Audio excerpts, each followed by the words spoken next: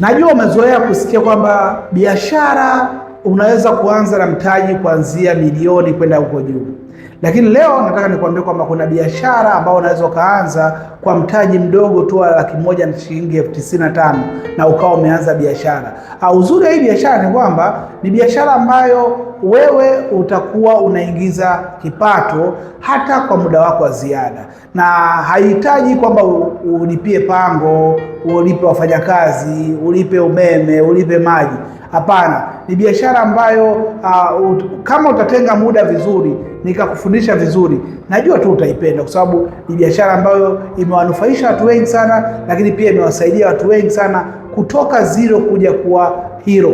Kwa hiyo wewe kama ni mmoja wa watu ambao una mtaji mdogo wa $195,000 kwenda juu, basi unaweza ukawasiliana mimi nikaweza kuonyesha biashara nzuri ambayo kwa mtaji wa $195,000 au $175,000 ukaweza kuanza biashara hiyo. So kama ni mmoja wa watu hao, chukua namba yangu bao, nipigie, niambie niko tayari kuanza biashara kwa mtaji wa $195,000 au $175,000, na nikakuelewesha jinsi gani ya kufanya biashara vizuri pasipo shida yoyote.